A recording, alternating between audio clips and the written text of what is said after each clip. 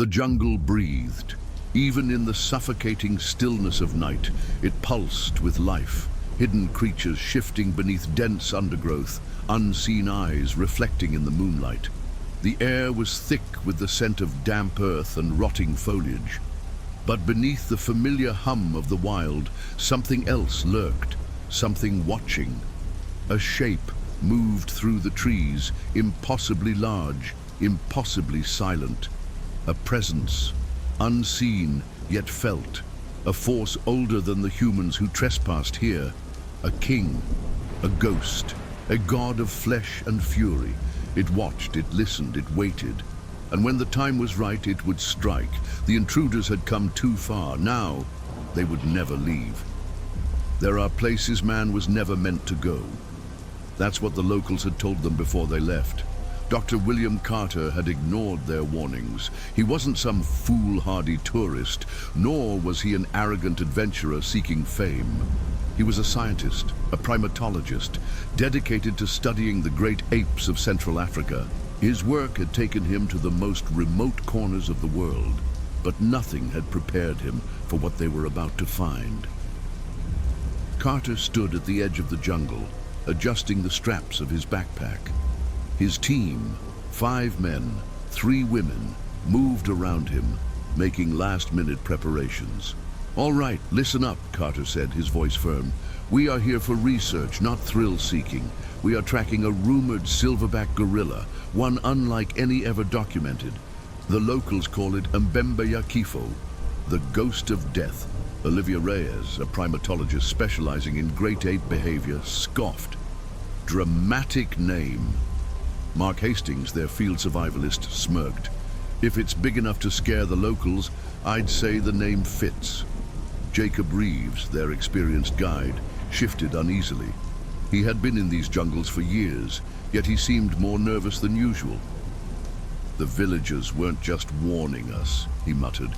"They were begging us not to go." Carter frowned. "You don't actually believe the superstitions, do you?" Jacob hesitated. "I believe that animals don't kill without reason, but when something scares them..." He trailed off. "We should be careful." Carter nodded. "Agreed. Everyone stays together. No unnecessary risks." They set off into the jungle, and the jungle watched them go. The first day was uneventful. The team hiked deeper into the jungle, setting up camp near a riverbank. They recorded tracks, huge prints, far larger than any known gorilla. Carter felt a thrill of excitement. "This is incredible," he whispered, running his fingers over a deep-set footprint. "If this belongs to our silverback, it's at least 7 feet tall." Olivia frowned. "That's unnatural." Jacob's expression darkened. "That's not just big, that's impossible." Night fell, and that's when the first sign of danger appeared. They heard it first, a deep, rhythmic breathing. Not the distant, scattered sounds of normal wildlife, but something deliberate, close. Mark grabbed his flashlight. "What the hell is that?"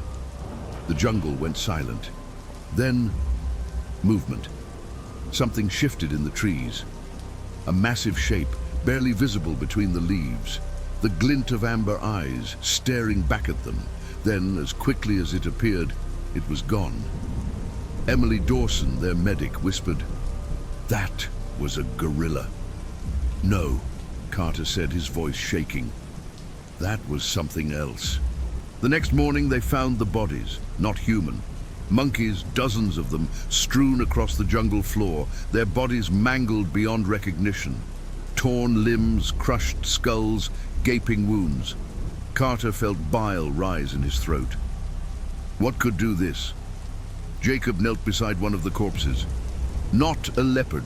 Too precise, too brutal. He looked up. This was a message, a warning. They weren't welcome here. And whoever had left the bodies, they were watching. That night, the nightmare began.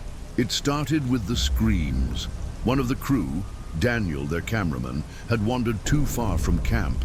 He had been gone less than 5 minutes before they heard it. A blood-curdling shriek. Carter grabbed his flashlight and ran. The others followed, panic rising in their chests. They found Daniel hanging from the trees. His body had been torn open, entrails spilling onto the jungle floor. His head gone. Mark vomited. Emily collapsed. Olivia screamed. Jacob whispered, "We need to leave, now." And then a low, guttural sound from the trees above. A growl. They looked up and saw it. The silverback, watching them. Amber eyes burned in the darkness. A massive, hulking form, perched high above, its breath slow, steady, controlled. It wasn't running, it wasn't afraid, it was hunting. Carter's hands trembled. Oh my God! Then the silverback dropped, and the real terror began. The jungle had swallowed Daniel's body. One moment they had seen his corpse, torn apart, strung up in the trees like a warning. The next, it was gone. Emily gripped Carter's arm, her breathing ragged. We just saw it, right? We didn't imagine that?" Carter swallowed hard. "No, we didn't." Jacob scanned the trees with his rifle. His knuckles were white against the grip. Something moved the body, fast. "Or someone," Mark muttered. The thought made Carter's stomach twist. If it had been another gorilla, that was bad. If it had been a group of them, it was worse. And if it had been the same one, if the silverback had just been here listening, watching, then they were all dead already. Carter forced himself to focus. "We're heading back to camp, now." Nobody argued. They moved fast, sticking close together. Flashlights swept over the jungle, but the thick canopy swallowed the beams whole. The deeper they went, the heavier the air became, as if the jungle itself was closing in. Then Carter noticed something. The silence. There were no insects, no birds, just the sound of their own footsteps and something else, breathing behind them. Carter spun. His flashlight flickered, a shadow shifted in the trees, and then, boom, a gunshot. Jacob had fired. The flash of his rifle lit up the jungle for half a second, just long enough to see the silverback. It stood only 20 feet away, but it didn't flinch. The bullet had hit, but the gorilla hadn't moved. Jacob's breathing turned shallow. "No, that's not possible." The silverback stepped forward, slow, controlled. Carter realized something horrifying. It wasn't just hunting them, it was testing them. Jacob fired again. This time, the silverback moved, a blur of muscle and shadow. The jungle erupted with snapping branches, shaking trees. It was coming. "Run!" Carter shouted. They scattered. The jungle swallowed them whole. Carter ran blind, branches slashing his face, roots clawing at his boots. His breath came in ragged gasps, his heartbeat hammering in his skull. Behind him, screams, a single gut-wrenching cry of pain, then silence. Carter skidded to a halt. His lungs burned, his hands shook. Someone was missing. Emily stumbled beside him, gasping. Who's gone?" Carter turned. Mark.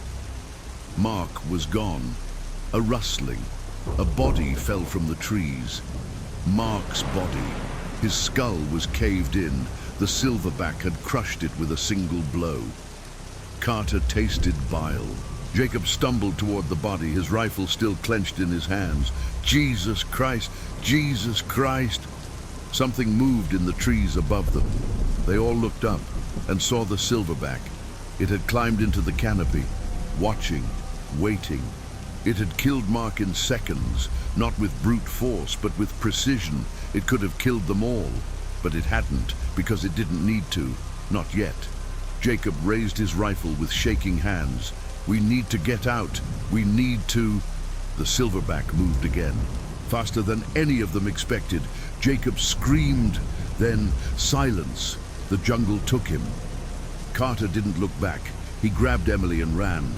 By the time they stopped, Carter could barely stand. Emily collapsed onto her knees, sobbing. "Two," she whispered. "Two are dead.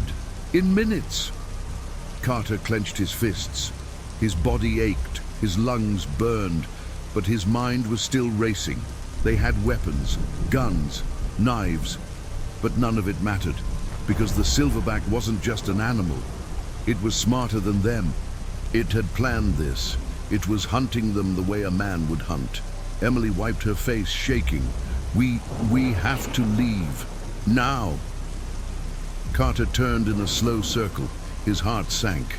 There was no path back, no trail. The jungle had swallowed their footprints, and in the distance, a low, deep breath. It was still out there, still watching, and it had all the time in the world. Carter whispered, "We're never getting out of here, are we?" Emily's lip trembled. "Not unless we kill it first." Carter swallowed, and for the first time, he realized something.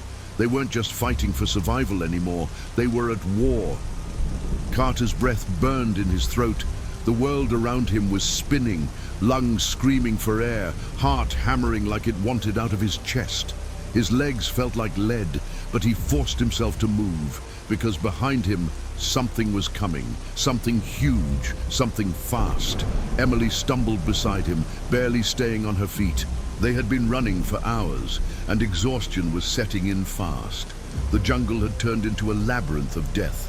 No trails, no familiar landmarks, just endless green, swallowing them whole.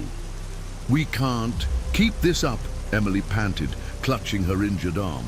Blood dripped from her fingertips. Carter knew she was right, but stopping meant dying. Then, a sound. Low, rhythmic, breathing.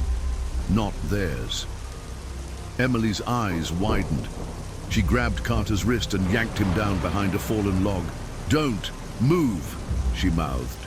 Carter pressed his body into the damp earth, forcing his lungs to slow. The taste of dirt filled his mouth. Sweat stung his eyes. The jungle was watching. And then, movement. Just beyond the trees, the silverback stepped into the moonlight. Carter bit back a gasp. In the chaos, he hadn't truly seen it before. Now, up close, it was bigger than he had imagined. 7 feet tall, maybe more. A monster of muscle and rage. Its chest rose and fell in slow, deliberate breaths. It wasn't searching. It knew where they were. It was toying with them. Emily's fingers dug into Carter's arm. Her breath was so shallow she was barely breathing at all. Carter's brain was screaming, "Do something! Do something!" But what? They had guns, and they hadn't mattered. Jacob had shot it point blank. The silverback had barely flinched, not because it was bulletproof, because it didn't care. It had taken its first kills with surgical precision. Now, it wanted them to suffer. The silverback shifted. For a moment, Carter thought it would leave. Then, it turned its head and looked right at them. Carter's stomach dropped. They had been hiding for nothing. The silverback had known they were there the entire time. It was waiting. Now, it was ready. And then, it charged. Carter didn't think. He grabbed Emily and ran. Branches tore at his skin. Vines snagged his boots. His lungs screamed. Behind them, something massive tore through the jungle, flattening everything in its path. Not just a predator. A wrecking ball of flesh and fury. Carter's mind raced. Where? Where? Where? They needed cover. A cliff, a cave, there, a riverbed. It was dry, lined with boulders and sharp, jagged rocks. If they could reach it, they could... Emily screamed. Carter whirled. The silverback was right there, a blur of motion. A fist swung out. Emily ducked, but not fast enough. The impact sent her flying. Carter heard bones snap. She hit the ground hard, rolling, dirt flying around her. She didn't get up. Carter's heart seized. "Emily!" The silverback stopped, not attacking, watching. It tilted its head, studying her. Emily wasn't dead, but she wasn't moving. Carter knew what came next. The silverback always finished its kills. It took its time, and now it had all the time in the world. No, no. Carter moved without thinking. He grabbed the largest rock he could find and threw it, right at the silverback's face, a stupid, pointless, suicidal act. But it worked.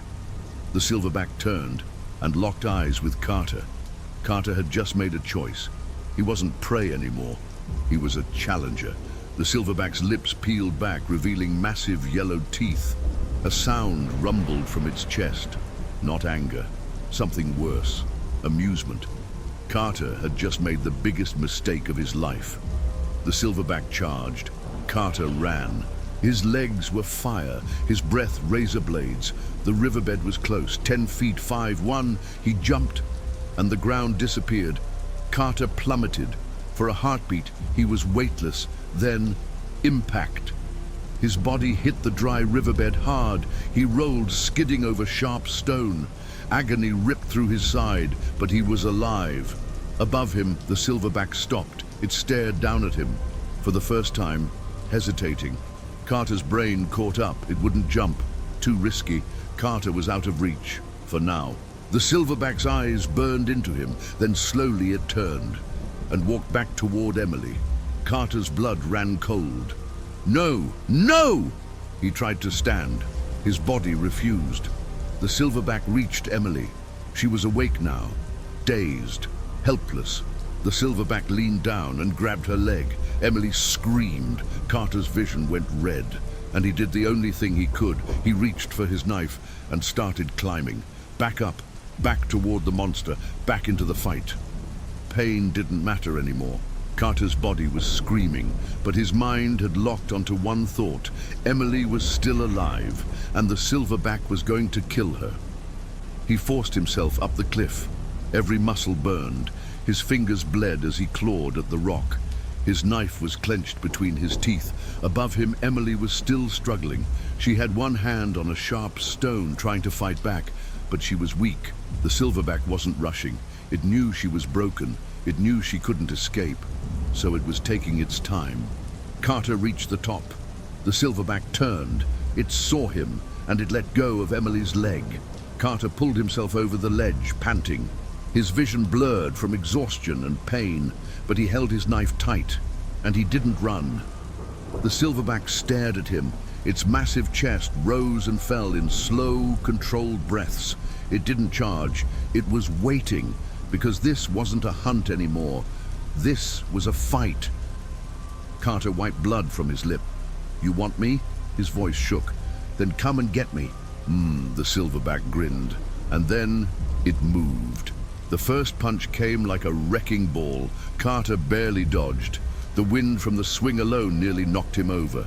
The silverback's fist hit the ground, cracking rock like glass. Carter lunged. His knife slashed through fur and skin. Blood spattered onto the ground. The silverback roared, not in pain, in rage. Carter barely had time to react before it struck again. A fist like stone slammed into his side. His ribs cracked. The force lifted him off the ground. He hit a tree, hard. His knife flew from his hand. Carter collapsed, coughing, bleeding. The silverback stalked toward him. It knew it had won. Carter gasped for air. His vision blurred. Emily was trying to crawl away, but she was too weak. Carter forced himself to focus. He had seconds before it crushed his skull. His hand brushed something cold, a broken piece of stone, sharp, heavy. The silverback raised its fist. Carter swung the stone with everything he had. The edge slammed into its eye. The silverback howled. Blood poured down its face. It stumbled back. Carter didn't stop. He grabbed the knife from the ground, and he charged. The silverback snarled. But this time, it wasn't smiling. Carter drove the knife in deep, straight into the silverback's throat. Blood gushed. The silverback grabbed him. Its fingers crushed his arm. But Carter didn't let go. He twisted the blade. The silverback's roar turned into a gurgle. Its massive body began to tremble. Carter shoved as hard as he could. The silverback fell, hard. The impact shook the ground. Carter stumbled back. His knife was still in the silverback's throat. Blood pooled around its massive body. It twitched. Its eyes locked onto him. And for the first time, Carter saw fear. The silverback tried to move, tried to stand. It couldn't. Carter stood over it, gasping for air. His entire body was shaking. The silverback let out one last breath, and then it stopped moving. Carter collapsed. It was over. It was dead. He had won. Emily sucked in a breath. "Carter," she whispered. Carter could barely lift his head, but then he heard it. A deep, slow rumble. Not one, not two, many. Carter's blood ran cold. He turned his head, and his heart stopped. From the trees, from the darkness, from everywhere, they came. More silverbacks, watching. Carter's stomach dropped. He hadn't won. He had only started something worse. And now, they were all coming. The jungle was alive, not with insects, not with birds. With them, the other silverbacks. They stood at the tree line, their massive forms barely visible in the darkness. Their amber eyes glowed in the moonlight, watching, waiting. Carter couldn't breathe. His body was broken, his ribs felt shattered, his arms shook, his lungs burned with every breath. Emily lay beside him, barely conscious. Blood pooled beneath her. And the dead silverback, the first one, lay motionless, its throat still leaking black blood onto the dirt. Carter had thought he'd won, but now he understood. The real fight was just beginning. A deep, guttural grunt came from the darkness. Then another, then another. 3, 5, 7, more. A troop, a full troop of silverbacks. All of them bigger than Carter had ever seen. All of them staring at him. Then they moved. Slow, deliberate, not charging, not attacking, but closing in. Carter's brain screamed, "Run, run, run!" But there was nowhere left to go. Emily let out a weak sob. "We're dead," she whispered. Carter didn't answer, because she was right. The silverbacks formed a circle around them. Their breathing filled the air. Low, slow, controlled. Carter gritted his teeth. His fingers found the knife still buried in the dead silverback's throat. His only weapon, his only chance. If they were going to kill him, he was going to make them bleed first. He pulled the knife free, his hands slick with blood. A deep grunt came from the largest silverback. It stepped forward, and Carter froze. This one was different, even bigger than the first. Its fur was scarred, its face marked with old wounds. Its left eye was milky white, long ago blinded in some brutal fight. This wasn't just another silverback. This was the leader, the true king. And it wasn't looking at Carter. It was looking at the dead one, its fallen brother. Carter felt a sudden, horrifying realization. This hadn't been just a rogue guerrilla. This hadn't been some lone beast. The one he had killed was a prince. And now he had to answer to the king. The leader stepped forward. The other silverbacks moved with it. A wall of muscle, intelligence, and cold fury. Carter's hand tightened around the knife. "Come on," he rasped. "You want revenge? Come and get it." The leader stopped. It looked at Carter, really looked at him. And then it did something Carter didn't expect. It tilted its head as if it was studying him. A long, slow breath rumbled from its chest. Then it lifted a hand, not to attack, to signal. Carter had spent his life studying great apes. He understood the movement immediately. It was a sentence, a declaration. Not today, not a quick death, but punishment. The silverbacks weren't going to kill them, not yet. They were going to take them. The first blow took the air from Carter's lungs.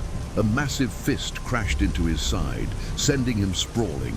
Emily screamed. She tried to run. Another silverback grabbed her. Huge hands closed around her arms and legs. They weren't crushing her, they were lifting her. Carter choked for breath. He tried to fight, tried to swing the knife. A hand caught his wrist, a second hand grabbed his neck. The pressure was immense. Not enough to kill, but enough to say one thing clearly. "You are nothing to us." Carter was lifted off the ground. The jungle spun, and then darkness, pain. That was the first thing Carter felt when he woke up. His ribs ached, his head throbbed, his arms and legs were bound. No, not bound, trapped.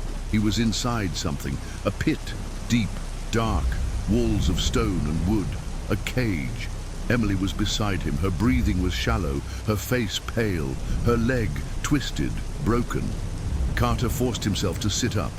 Above them, the jungle loomed, and they weren't alone. The silverbacks were watching, sitting, waiting. Carter's throat went dry. They had never been hunting him. They had been collecting him. And now they were deciding what to do with him. Carter woke to the sound of breathing, not his own, not Emily's. Something else. Something huge. His eyes snapped open. The jungle was still dark. The pit, their prison, was damp, deep and cold. His body ached from being tossed in like a broken doll. But above him, they were watching, the silverbacks. Their massive bodies were barely visible against the trees, their glowing amber eyes fixed on him. They weren't just standing there, they were waiting. For what? Carter's stomach churned. Then he heard it. The second cage. His pulse spiked. He had thought it was just him and Emily, but they weren't the only prisoners. Slowly, Carter turned his head, and his blood ran cold. Because inside another pit, 20 feet away, there were other people. Carter's brain struggled to catch up. They had been in the jungle for days. Their team had been wiped out. They had thought they were alone. But now, staring through the darkness, he saw them. Other survivors, at least 4. Their bodies thin, weak, scarred. Their faces hollowed with hunger. And one of them, a man in his 40s, covered in old wounds, looked right at Carter. "You're new," the man rasped. His voice was barely human anymore. Carter felt a chill. You were part of another expedition." The man laughed, a dry, hollow sound. "You think you're the first?" he whispered. "You think this place hasn't swallowed hundreds before you?" Carter's heart pounded. The silverbacks had done this before, for years, for decades. This wasn't just a freak attack. This was a cycle, and now he was part of it. The silverbacks moved. Carter's stomach tightened. The leader, the one with the scarred face and blind eye, stepped closer to the pit. It let out a low, rumbling growl. The other gorillas responded. Carter had studied primate behavior his entire life. He recognized what was happening. They were choosing, not who to kill, not who to eat, who to keep. Carter felt sick. One of the prisoners, a woman, thin and trembling, let out a whimper. A silverback reached down, lifted her effortlessly. Her screams were short-lived. One massive hand closed around her throat. A snap, then silence. The silverback dropped her body like garbage. Carter's stomach lurched. Emily shook beside him. "Oh God," she whispered. "They don't just kill, they judge." And Carter knew. They weren't being kept as prisoners. They were being sorted. Some would be eliminated, some would be spared, and some were chosen for something else. Hours passed, or maybe days. Carter had no way of knowing anymore. His body ached, his mind spun, but the reality didn't change. The silverbacks came every few hours. They watched, and one by one, they took. 2 more prisoners were killed. A third, a man with a missing hand, was taken into the jungle. He never came back. The others didn't speak. They didn't cry. They just waited, because they all knew. Eventually, their turn would come. Carter refused to accept it. He wasn't going to wait for his turn. He was getting out. He grabbed Emily's shoulder. "We have to move tonight." Emily's breathing was shallow. She was pale, weak, but she nodded. Carter turned to the others. "If we stay here, we're dead," he whispered. "We need a plan." The man with the scars, the one who had spoken before, shook his head. "You don't escape," he said. "You just die tired." Carter gritted his teeth. "Then let's die fighting." The others hesitated. Then, a voice. A woman, half-starved, but with fire still in her eyes. "If we do this," she whispered, "we do it together." Carter nodded. Tonight, they would break out, or they would die trying. The jungle was silent. The silverbacks were gone, for now. Carter moved fast. They had found weak spots in the pit's walls, a place where the wood was rotting. They started climbing, slow, careful, one by one. Carter went last. His fingers gripped the edge of the pit. And then a growl. Carter's stomach plummeted. He looked up and saw one of them, a silverback staring down. It knew, and now it was time to run. Carter froze. The silverback stared down at him. For a heartbeat, nobody moved. Then the silverback roared. The jungle exploded. Carter hauled himself over the edge of the pit just as the massive beast lunged. "Run!" he shouted. The survivors scattered. Carter grabbed Emily, pulling her forward. She stumbled but kept moving. Behind them, thunderous footsteps. The silverbacks were coming. Branches snapped. The earth trembled. Carter risked a glance back. The leader, the scarred one with the blind eye, wasn't moving. It just watched, and then it signaled. The others charged. Carter's lungs burned. They weren't escaping. They were being hunted. The survivors raced through the jungle, but they weren't fast enough. The first one fell within minutes. A man, tall, thin, weak from starvation. He tripped. A silverback was on him instantly, a sickening crunch. Carter didn't look back. He didn't have to. The screams stopped far too fast. Then another sound, a grin. The silverback wasn't just killing, it was enjoying it. Carter clenched his fists. If they were going to die here, then he'd make damn sure it wasn't easy. The jungle opened ahead, a river, fast-moving, deep. Carter didn't hesitate. "Jump!" he roared. The survivors leapt. The water hit like ice. Carter was dragged under instantly. The current slammed him into rocks. His head spun, somewhere nearby, screaming. He surfaced, gasping for air. Emily.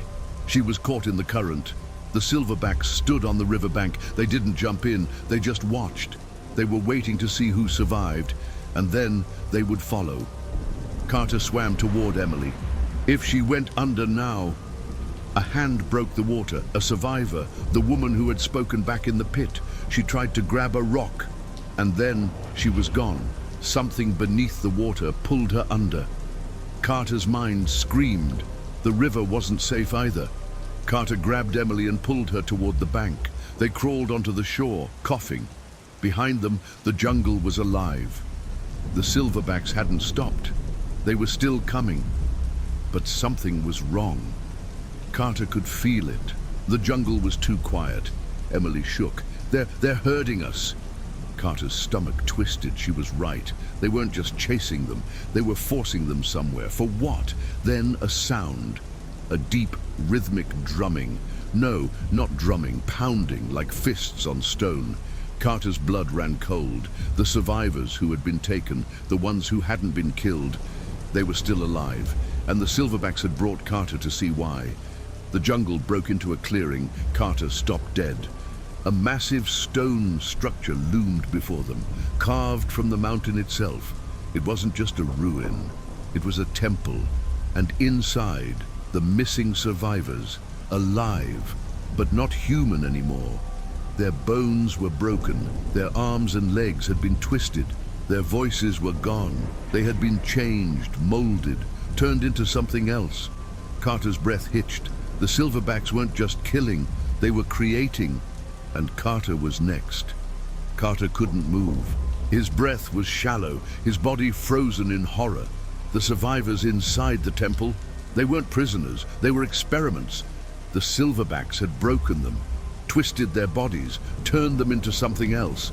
Emily let out a weak whimper. They're not human anymore. Carter's stomach churned. The survivors weren't dead, but they weren't alive. Some of them were rocking back and forth, muttering nonsense. Some were trying to crawl, their legs shattered beyond repair. And some just stared, their eyes hollow, empty.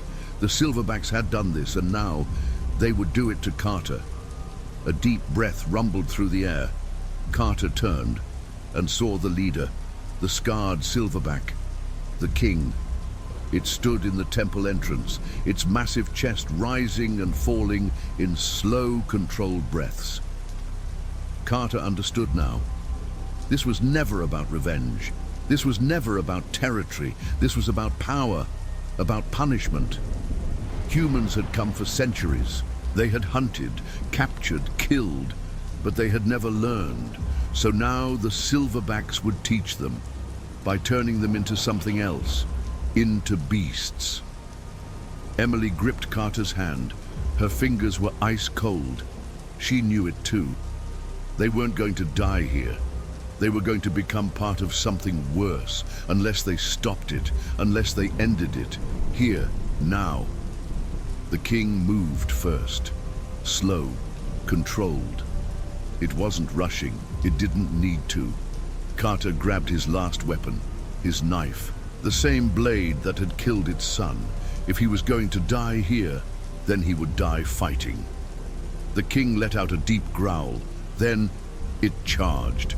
Carter threw himself forward. Pain ripped through his body. The impact nearly crushed his ribs, but he didn't let go of the knife. He drove it forward, straight into the king's chest. Blood sprayed. The silverback howled, but it wasn't enough. The beast grabbed him, lifted him like a doll. Emily screamed. Carter felt his vision blur. The king was going to snap him in half. Then a gunshot. The gunshot echoed through the temple. The king stumbled. A second shot, then a third. Emily was shooting, her hands shaking. The bullets weren't enough to kill, but they were enough to slow it down. Carter dropped to the ground, gasping. His knife was still buried in the king's chest. Blood poured onto the stone. The king was dying. It roared, swinging wildly. The temple shook. The other silverbacks panicked. They had never seen their king fall. Now, they didn't know what to do. Carter forced himself up. Emily, run!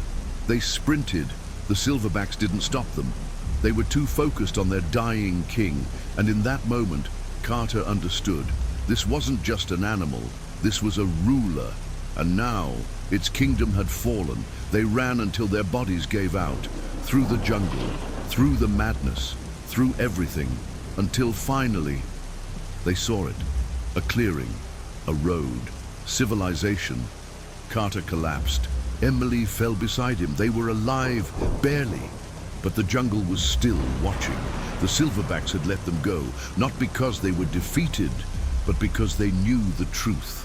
One day, the war would start again, and next time, no humans would leave. Deep in the jungle, the survivors in the temple sat in silence. The old king was dead, but a new one would rise. A young silverback, smaller, but just as strong, stepped forward. It looked down at the dead body of its leader. Then slowly, deliberately, it pounded its chest. The others followed. One by one, the jungle echoed with the sound of fists on stone. The silverbacks had lost a king, but they had gained something far worse. A new leader, one that had learned, one that would never let humans escape again, because next time there would be no mercy,